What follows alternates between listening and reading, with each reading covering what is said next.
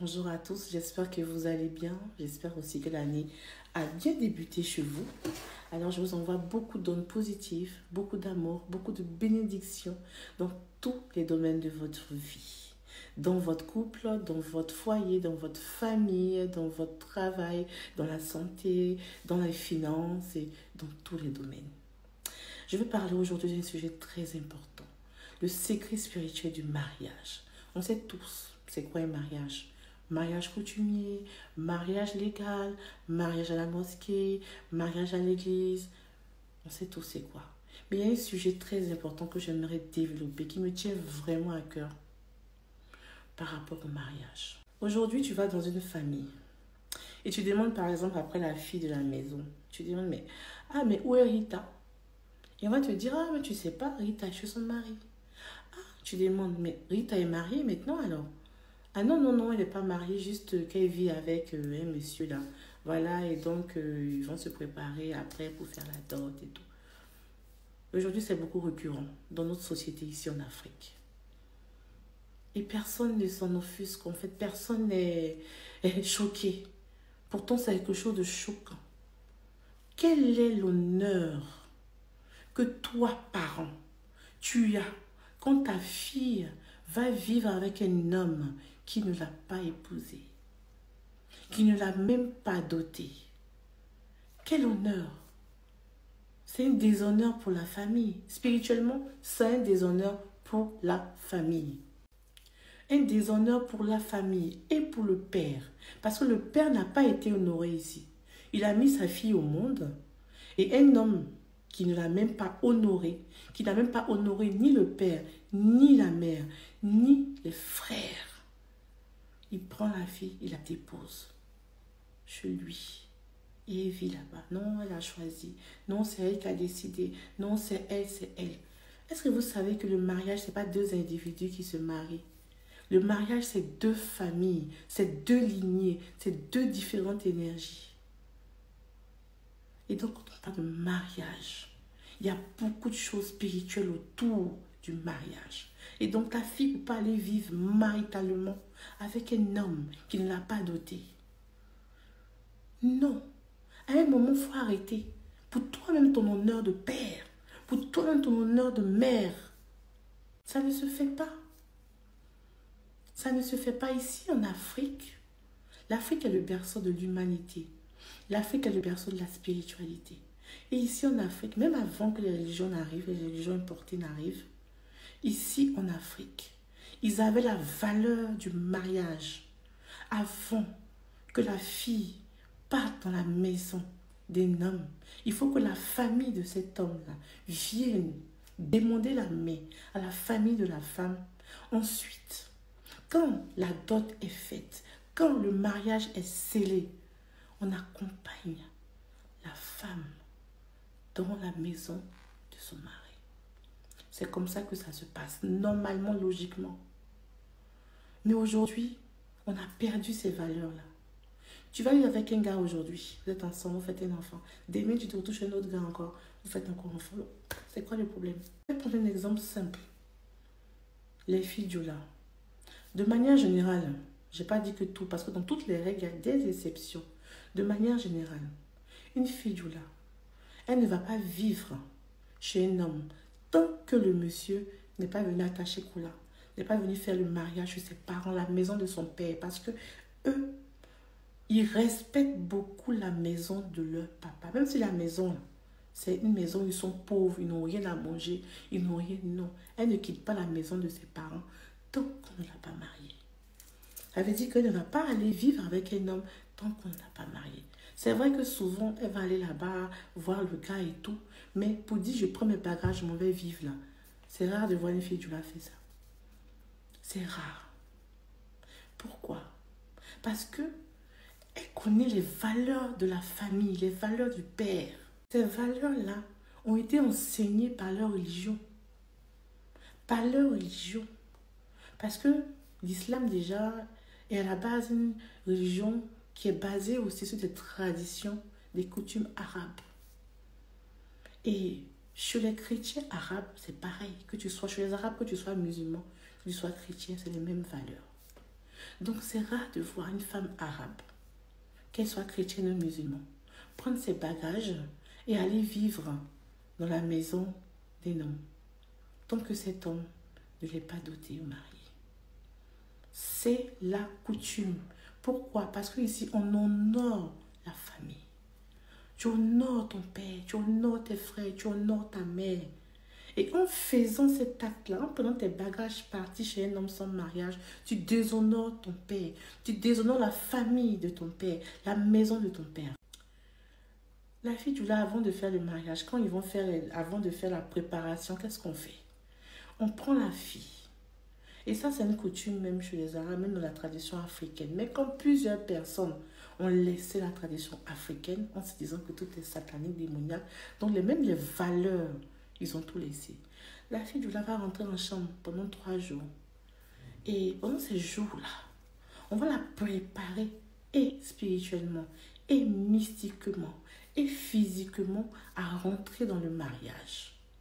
Et quand elle sera bien préparée, après on sort pour faire la danse, pour faire les célébrations et tout, et tout, et tout.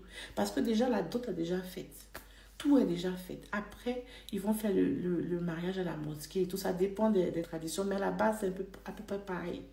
Et puis, le jour de la sortie après, la famille de la femme va l'accompagner.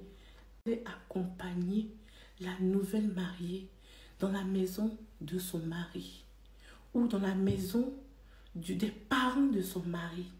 Pourquoi? Parce que j'ai dit à la base, le mariage, c'est quoi? C'est 2 familles qui se mettent ensemble. Avant, dans les cas de mariés, tu voyais la famille Conan et la famille Nzoué vous invite au mariage de leur enfant, Conan Albert et Nzoué Christine.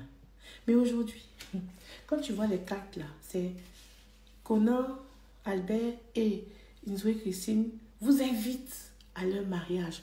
On écarte la famille. Pourtant, un mariage, c'est la famille d'abord. Ce n'est pas 2 individus qui se marient. Et comme je dis, c'est 2 familles. Qu'est-ce qui va se passer? Les parents du monsieur vont voir les parents de la femme pour dire que oui, nous sommes venus demander la main, nous sommes venus avec des présents pour vous. Et si la famille de la femme accepte, ça c'est au niveau du moment de la dot, ils vont prendre les présents.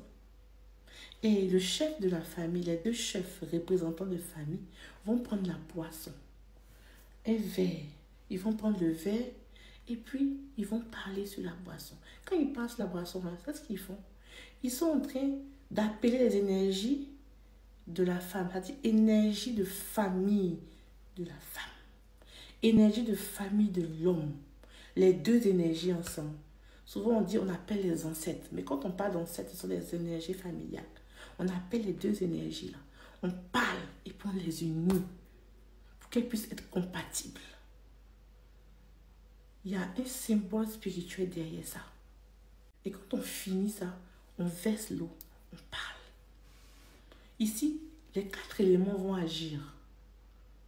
L'élément terre, on va verser sur la terre. L'élément, c'est pour ça que même quand ils sont dans un endroit où c'est carrelé, on prend un peu de terre et on dépose ça dans une calebasse ou dans une cuvette pour pouvoir verser l'eau. On peut verser ça sur le carreau. Mais il faut la terre pour que l'élément terre soit là. Les 4 éléments, c'est des trucs très puissants, ne vous amusez pas. Deuxième chose, l'eau. Dans la boisson, là, il y a l'eau dedans. Donc l'élément eau intervient. Le feu est dedans parce que c'est avec le feu qu'on a chauffé le whisky ou l'alcool.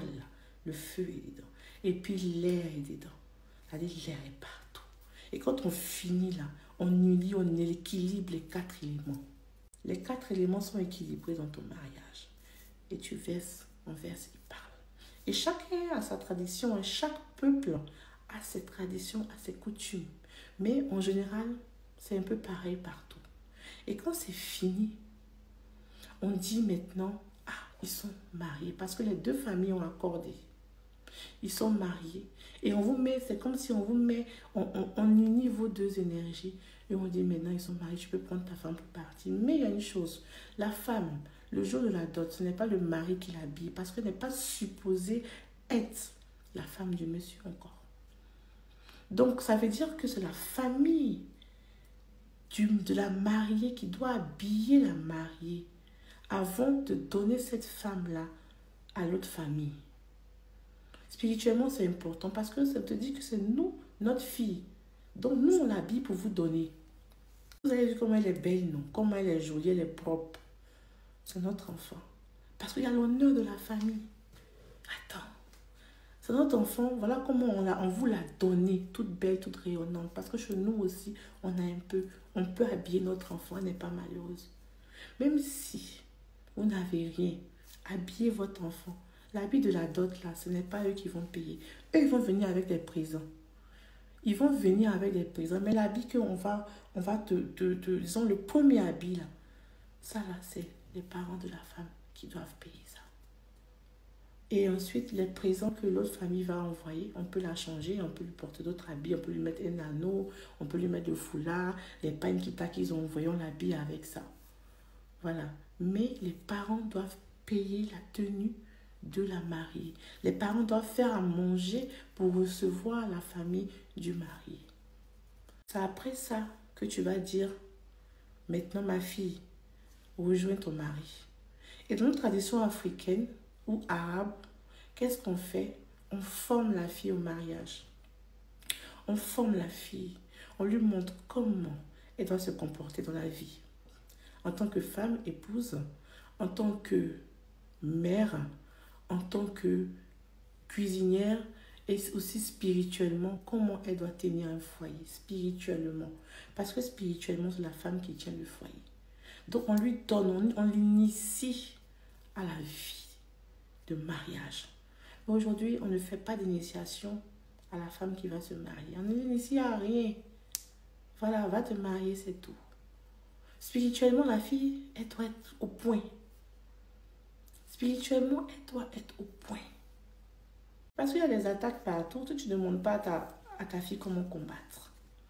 Comment combattre dans son mariage. Elle va être attaquée. Hein. C'est pour ça que quand les filles là vont en chambre, vous allez voir, il y a la marraine, ou je ne sais pas c'est qui là. Je ne sais pas comment on l'appelle. Il y a une femme qui vient s'asseoir là. Pendant tout le temps que la fille va faire dans la chambre, elle est assise là. Elle prépare la fille mystiquement, spirituellement. Elle est assise là. Parce qu'il y a des attaques, des choses que les gars lancent. Et donc, ce côté-là, ils prennent ça en compte. Mais aujourd'hui, on voit qu'on a perdu ces valeurs-là. Je me rappelle comment je me suis mariée. J'ai dit, la dame qui devait m'habiller a dit de venir au salon de coiffure pour qu'on puisse m'habiller. Et ma grand-mère, paix à son âme, elle est libanaise, c'est elle qui m'a élevée et tout. Elle a dit, mais attends, non, ça ne se passe pas comme ça. Non. Donc la coiffeuse et celle qui devait m'habiller sont venues dans la maison de mon père, dans ma chambre. Et c'est là qu'on m'a habillée, on m'a coiffée, on m'a maquillée. Il y a de cela 20 ans. Hein. Ils l'ont fait. Et quand je suis sortie avec mon voile et tout, l'habit de mariage, ma grand-mère a pris du riz dans la main. Elle a proclamé des paroles de bénédiction en arabe sur le riz. Et elle a prié. Elle s'est tournée autour de moi. Elle a tourné autour de moi. Elle a versé du riz sur moi. Et elle a prié en arabe. Elle a donné des paroles de bénédiction. Et là, maintenant, elle m'a dit, tu es prête, je te donne la route, tu peux partir. Et c'était un symbole vraiment trop fort. Et c'est là que je suis partie après pour le mariage. Il y a beaucoup de choses, de traditions qu'on ignore. Allez voir vos grandes-mères, vos grands-pères. Ils sont encore les gardiens de la tradition. Ils vont vous enseigner comment ça se passe. À la base, vous n'êtes pas juif. Je parle aussi aux chrétiens, vous n'êtes pas juifs. Les juifs même là, ils ont leur tradition aussi. Les juifs même, ils ont leur manière de faire leur mariage. Mais aujourd'hui, tu n'es ni juif, ni romain, ni grec. Et toi-même, ton ethnie, même tu n'es plus ça. Parce que tu te dis que tout est satanique. Donc, tu ne fais pas. Il y a une dame là qui disait, une jeune dame là, que oui, elle est partie à l'église, elle s'est mariée à l'église. Mais je peux donner la main à ton papa, que non, j'ai l'approbation de Dieu, ça me suffit. L'approbation de mon pasteur, ça me suffit parce que mon pasteur, c'est Dieu. Mais lui qui t'a mis au monde, là, tu n'as pas son approbation. Hein, et tu es assis dans un mariage. Et tu penses que les choses vont fonctionner comme ça. Attendez. Non. Tu es assis dans un pays, ici en Europe, ou bien aux États-Unis, au Canada. Tu as rencontré quelqu'un. Vous vivez ensemble. Vous vous mariez à la mairie et tout, tranquillement. Les parents même sont ici en Afrique. Ils ne savent même pas que leur fille est mariée. Après, tu cours maintenant après les bains. Pardon, il faut m'aider, mon mari, ça ne va pas. Il faut avoir l'approbation de ta famille avant de te marier. Même s'il le faut, payer un billet, venez en Afrique. Et puis faites le mariage. Il y a des personnes aussi qui n'ont pas été élevées par leur maman ou par leur papa. Et donc, ils ont été élevés soit par un oncle ou une tante et tout. C'est bien d'honorer ces personnes-là. C'est bien. Mais il est très important d'aller honorer ton père, ta mère, même si ce n'est pas elle qui t'a élevé, dans le mariage. Il ne faut pas aller te marier et puis tu vas donner la dot à la famille de la personne qui t'a élevé. C'est vrai que tu veux les honorer. Tu veux les honorer, c'est normal. J'encourage même ça. Mais aussi honore ton père parce que c'est ton sang. C'est son sang qui coule dans tes veines. Honore la famille de ton père. Même si ce sont les plus grands sorciers du monde. Faut les honorer. Faut les honorer. Honore ta mère. Même si ce n'est pas elle qui t'a élevé. Même si elle t'a accouché, elle t'a déposé quelque part, elle est partie. Quand tu vas te marier, il faut honorer aussi. Si on doit envoyer un morceau de pain à la maman, il faut envoyer un morceau de pain à la maman. Mais il ne faut pas l'exclure de ta célébration de ton mariage. Parce que le mariage, comme j'ai dit, ce n'est pas deux individus. On nous a bagué sur des choses. Le mariage, c'est deux familles, c'est deux sangs, c'est deux énergies, c'est deux lignées. Et si ces deux énergies sont équilibrées, tu as tout gagné. Il y a des personnes qui ont fait des mariages et quand ils se sont rendus compte qu'on n'allait pas, ils sont retournés faire la dot. J'ai plusieurs cas comme ça. Ils sont retournés faire la dot. Ils sont retournés aller honorer le père. Le mari a quitté loin. Ils sont en Russie, c'est où? Pour revenir, peut-être 5 ans, 10 ans après, pour voir le papa. Demander pardon. Et dire, ah, voici la dot. Et quand ils ont fait ça, les choses ont commencé à s'améliorer dans leur vie parce qu'ils ont reçu la bénédiction du Père. Parce que quand tu couches avec la fille d'un monsieur là, quand tu couches avec la fille, ce qu'on ne vous dit pas, c'est que tu es lié, ton énergie se mêle à l'énergie de la famille de la femme avec qui tu couches ou l'énergie de l'homme avec qui tu couches. Et donc, pour pouvoir symboliser ça, il faut faire la dot. Sinon après, tout se mélange en fait dans ta vie. Le conseil que je veux vous donner, même si dans la maison, vous n'avez pas assez d'argent, dans la maison vous êtes beaucoup, n'acceptez pas que votre fille parte vivre avec un homme qui ne l'a pas doté. Et ça, c'est pour vous-même votre honneur, pour vous-même la vie de vos enfants. N'importe qui se lève pour aller vivre avec n'importe qui. C'est pour vous-même. Toi, la maman, tu es d'accord avec ça. Ah, ma fille est chez son mari, il est enceinté là-bas. Et c'est quoi ça? Il est enceinté là-bas, c'est quoi? Quel est l'honneur de ta fille? Quel est l'honneur de ta fille? Pensez à l'honneur de vos enfants. Et spirituellement, c'est très important. Ta fille vit avec un gars, appelle-la. Ma fille rentre à la maison, t'as pas chassé. Quand il sera prêt, il va venir te doter. Il faut rentrer. Tu dis, ben moi je fais mon mariage à la mairie, mon mariage à l'église, devant Dieu, voilà, et devant les hommes. Dieu a déjà approuvé, c'est l'essentiel. C'est Dieu qui t'a accouché. Dieu là, en t'envoyant sur cette terre, il est passé par deux personnes. Tu n'es pas tombé du ciel. Il y a deux personnes qui représentent Dieu sur terre. Ce n'est pas ton pasteur. Ce n'est pas ton prophète. Et les gens même leur demandent leur mère à leur prophète, leur pasteur. Il y a plein de cas comme ça. C'est quoi? C'est lui qui t'a accouché. Non, c'est mon père spirituel. Quel père spirituel? C'est pas lui ton père. C'est pas lui. C'est pas ta mère. Honore ton père, ta mère. Ça, c'est le premier commandement. Le jour de ton mariage, il faut les honorer. que Dieu a déjà approuvé, mais Dieu va approuver quand ceux qui le représentent sur terre seront honorés. Mais c'est pas parce que je suis allée faire le mariage à l'église que Dieu va approuver. Il y a aussi un truc que je veux dire en parenthèse. Tu peux faire le mariage coutumier, tu peux faire le mariage à l'église, tu peux faire le mariage à la mairie, à la mosquée, mais tu peux ne pas être marié spirituellement. Tu peux ne pas être marié spirituellement. Tu es marié que physiquement, religieusement. Tu n'es pas marié spirituellement. Et ça sera une autre vidéo. Je vais parler de ça dans une autre vidéo. C'était ce message-là que je voulais vous transmettre aujourd'hui. Voilà, que Dieu vous bénisse et portez-vous bien.